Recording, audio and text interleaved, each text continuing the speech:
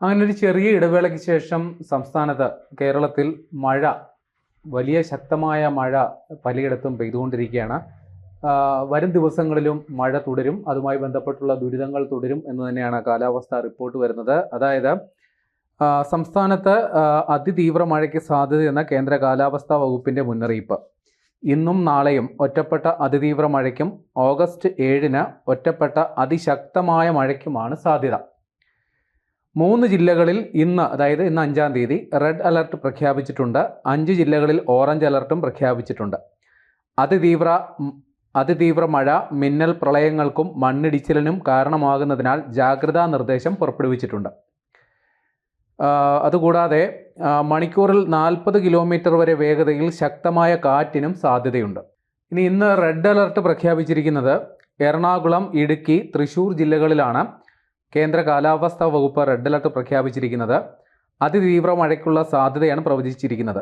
24 മണിക്കൂറിൽ 204.3 മില്ലിമീറ്റർ കൂടുതൽ മഴ ലഭിക്കുമെന്നാണ് അതിതീവ്ര മഴ എന്നതുകൊണ്ട് കാലാവസ്ഥാ വകുപ്പ് അർത്ഥമാക്കുന്നത്. അതായത് അതിതീവ്ര മഴയെന്ന് പറഞ്ഞാൽ പെട്ടെന്ന് ഏതെങ്കിലും ഒരു പ്രദേശത്ത് അപ്രതീക്ഷിതമായി വലിയ തോതിൽ മഴ പെയ്യുക, അവിടെ പെട്ടെന്ന് തന്നെ, അതായത് നിമിഷങ്ങൾക്കുള്ളിൽ വലിയ വെള്ളക്കെട്ടടക്കം രൂപപ്പെടുന്ന രീതിയിൽ വലിയ ശക്തമായ മഴ പെയ്യുന്നതിനാണ് അതിതീവ്ര മഴ എന്ന് പറയുന്നത്. അത്തരത്തിൽ മുന്നറിയിപ്പ് വന്നിട്ടുണ്ട്. അപ്പോൾ ജാഗ്രത പാലിക്കേണ്ടതാണ്. ഇനി ഓറഞ്ച് അലർട്ട് പ്രഖ്യാപിച്ചിരിക്കുന്ന ജില്ലകൾ പത്തനംതിട്ട, ആലപ്പുഴ, കോട്ടയം, പാലക്കാട്, മലപ്പുറം. അത് ഇന്നാണ്. നാളെ തൃശ്ശൂർ, പാലക്കാട്, മലപ്പുറം, കോഴിക്കോട്, വയനാട്, കണ്ണൂർ, കാസർഗോഡ് ജില്ലകളിലാണ് ഓറഞ്ച് അലർട്ട് പ്രഖ്യാപിച്ചിരിക്കുന്നത്. ഇനി മറ്റന്നാൾ 7-ാം തീയതി കണ്ണൂർ, കാസർഗോഡ് എന്നീ ജില്ലകളിൽ കേന്ദ്ര കാലാവസ്ഥാ വകുപ്പ് ഓറഞ്ച് അലർട്ട് പ്രഖ്യാപിച്ചിരിക്കുന്നു. ഒറ്റപ്പെട്ട ഇടങ്ങളിൽ അതിശക്തമായ മഴയ്ക്കുള്ള സാധ്യതയാണ് പ്രവചിച്ചിരിക്കുന്നത്. 24 മണിക്കൂറിൽ 115.6 മില്ലിമീറ്റർ മുതൽ 204.4 മില്ലിമീറ്റർ വരെ മഴ ലഭിക്കുമെന്നാണ് പ്രവചനമുള്ളത്. അതായത് ഓറഞ്ച് അലർട്ട് പ്രഖ്യാപിച്ചിരിക്കുന്ന ജില്ല, അതായത് മുൻപ് വന്ന പ്രവചനങ്ങൾ പ്രകാരം ചില ജില്ലകളിലൊക്കെ ഓറഞ്ച് അലർട്ട് പ്രഖ്യാപിച്ചിട്ട് പിന്നീട് അത് റെഡ് അലർട്ടിലോട്ട് മാറിയ ഒരു സാഹചര്യമുണ്ട്. അതുകൊണ്ട് തന്നെ ജാഗ്രത പാലിക്കുന്നതിനപ്പുറം മറ്റ് കാര്യങ്ങളൊന്നും ചെയ്യാനില്ല. ശക്തമായ മഴയുണ്ടെങ്കിൽ അതനുസരിച്ചുള്ള മുന്നൊരുക്കങ്ങൾ എല്ലാവരും നടത്തേണ്ടതാണ്. ഇനി മഞ്ഞ അലർട്ട് എന്ന് വെച്ചാൽ താരതമ്യേന നമുക്ക് മാനേജ് ചെയ്യാവുന്ന തരത്തിൽ മഴ പെയ്യുന്നതിനെയാണ് മഞ്ഞ അലർട്ട് എന്ന് പറയുക. ഇന്ന് മഞ്ഞ അലർട്ട് ഉള്ളത് തിരുവനന്തപുരം, കൊല്ലം, കോഴിക്കോട്, വയനാട്, കണ്ണൂർ, കാസർഗോഡ് ജില്ലകളിലാണ്. ഇനി നാളെ പത്തനംതിട്ട, ആലപ്പുഴ, കോട്ടയം, ഇടുക്കി, എറണാകുളം ജില്ലകളിൽ നാളെ മഞ്ഞ അലർട്ടുണ്ട്. 7-ാം തീയതി മലപ്പുറം, കോഴിക്കോട്, വയനാട് ജില്ലകളിലും 8-ാം തീയതി കണ്ണൂർ, കാസർഗോഡ് ജില്ലകളിലുമാണ് മഞ്ഞ അലർട്ട് പ്രഖ്യാപിച്ചിട്ടുള്ളത്. അതായത് ഞാൻ പറഞ്ഞ പോലെ ഇടയ്ക്ക് ഒറ്റപ്പെട്ട ശക്തമായ മഴ പെയ്യും, എന്നാൽ ജനജീവിതത്തെ കാര്യമായി ബാധിക്കുന്ന തരത്തിലുള്ളൊരു മുന്നറിയിപ്പല്ല മഞ്ഞ അലർട്ട്. എന്നാലും മഴ ചില അസൗകര്യങ്ങൾ ഉണ്ടാക്കും എന്നുള്ള കാര്യത്തിൽ സംശയമില്ല. ഇനി കള്ളക്കടൽ ജാഗ്രതാ നിർദ്ദേശം പുറപ്പെടുവിച്ചിട്ടുണ്ട്. കള്ളക്കടൽ ജാഗ്രതാ നിർദ്ദേശം എന്ന് പറഞ്ഞാൽ നനച്ചിരിക്കാതെ കടൽ പിൻവാങ്ങുകയും പിന്നീട് ഇരച്ചു കയറുകയും ചെയ്യുന്ന തരത്തിൽ ഉള്ള പ്രതിഭാസത്തെയാണ് കള്ളക്കടൽ എന്ന് വിശേഷിപ്പിക്കുക. അതിൻ്റെ ഭാഗമായുള്ള മുന്നറിയിപ്പ് വന്നിട്ടുണ്ട്. കള്ളക്കടൽ പ്രതിഭാസത്തിൻ്റെ ഭാഗമായി തിരുവനന്തപുരം കാപ്പിൽ മുതൽ പൊഴിയൂർ വരെ, കൊല്ലത്ത് ആലപ്പാട്ട് മുതൽ ഇടവ വരെ ജില്ലകളിലെ തീരങ്ങളിൽ ഇന്ന്, അതായത് 5-ാം തീയതി രാത്രി 8:30 വരെ 1.7 മുതൽ 1.8 മീറ്റർ വരെ ഉയർന്ന തിരമാലകൾ കാരണം കടലാക്രമണത്തിന് സാധ്യതയുണ്ടെന്ന് ദേശീയ സമുദ്രസ്ഥിതി പഠന ഗവേഷണ കേന്ദ്രം അറിയിച്ചിട്ടുണ്ട്. അപ്പോൾ വലിയ രീതിയിലുള്ള കടലാക്രമണം, കടൽക്ഷോഭത്തിനൊക്കെയുള്ള സാധ്യതയുണ്ട്. കന്യാകുമാരി തീരത്ത് 5-ാം തീയതി, അതായത് ഇന്ന് വൈകുന്നേരം 5:30 വരെ 1.6 മുതൽ 1.8 മീറ്റർ വരെ ഉയർന്ന തിരമാലകൾ കാരണം കടലാക്രമണത്തിന് സാധ്യതയുണ്ടെന്നാണ് മുന്നറിയിപ്പുള്ളത്. ഇനി മത്സ്യത്തൊഴിലാളികൾക്കുള്ള ജാഗ്രതാ നിർദ്ദേശം.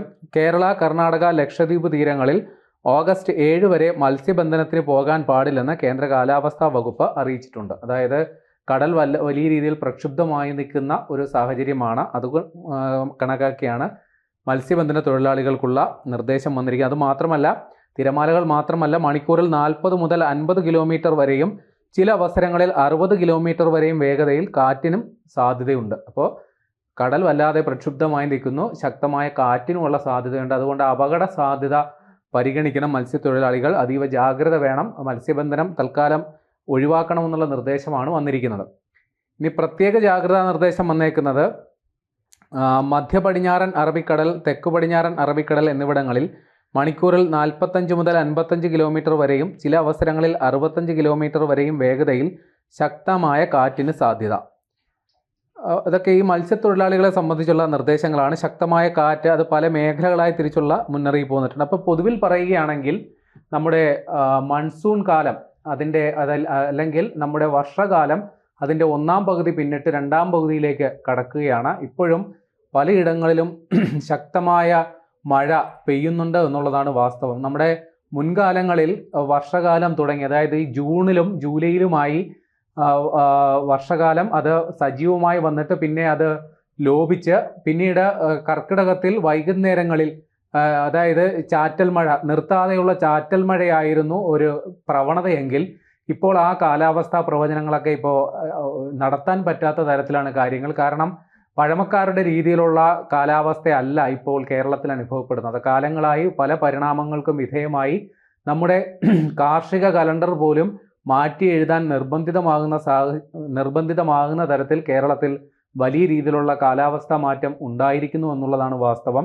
ഇപ്പോൾ വിദ്യാഭ്യാസ വകുപ്പ് മന്ത്രി കേരളത്തിൻ്റെ അവധിക്കാലം പോലും പുനഃക്രമീകരിക്കുന്നതിനെ കുറിച്ചുള്ള ചർച്ചകൾ തുടക്കമിടുന്നതും ഈ ഒരു പ്രശ്നം പരിഗണിച്ചാണ്. അതായത് വേനൽക്കാലത്ത് കടുത്ത ചൂട് അനുഭവപ്പെടുന്നു, മഴക്കാലത്ത് അതായത് ജൂൺ ജൂലൈ ഓഗസ്റ്റ് സമയങ്ങളിൽ അതിശക്തമായ മഴ അനുഭവപ്പെടുന്നു. അപ്പോൾ വിദ്യാലയങ്ങളിൽ കുട്ടികൾക്ക് ഏറെക്കുറെ അധ്യയന ദിവസങ്ങൾ നഷ്ടമാകുന്നു. അതുമാത്രമല്ല മഴയുമായി ബന്ധപ്പെട്ടുള്ള രോഗവ്യാപനങ്ങൾ, അതേപോലെ മഴയുമായി ബന്ധപ്പെട്ടുള്ള കെടുതികൾ, ഇതെല്ലാം തന്നെ നമ്മുടെ അധ്യയനത്തെ ബാധിക്കുന്ന ഒരു സാഹചര്യത്തിലാണ് പുതിയ സമയക്രമത്തെക്കുറിച്ചുള്ള ആലോചനകൾ പുരോഗമിക്കുന്നത്. സമാനമായ രീതിയിൽ നമ്മുടെ നാട്ടിലും ഏറ്റവും കൂടുതൽ, അതായത് കേരളം എന്ന് പറയുന്നത് ഒരു കാലാവസ്ഥയെ ആശ്രയിച്ച് കൃഷി നടത്തുന്ന ഒരു ഇടമാണ്. അവിടെ മഴയ്ക്കും വെയിലിനും മഞ്ഞിനുമെല്ലാം കൃത്യമായ ഒരു സ്ഥാനക്രമം, കൃത്യമായ സമയക്രമം നമ്മൾ കരുതി വെച്ചിരുന്നു. പക്ഷേ അതെല്ലാം ഇപ്പോൾ താറുമാറാകുന്ന അവസ്ഥയിലാണ്. വേനൽ മഴ പോലും കടുത്ത വേനൽ അനുഭവപ്പെടുന്ന സമയത്ത് വേനൽ മഴ കൊണ്ട് വെള്ളപ്പൊക്കം ഉണ്ടാകുന്ന സാഹചര്യത്തിലേക്ക് കേരളം പോകുന്നു. മഴക്കാലം അതായത് ഒരു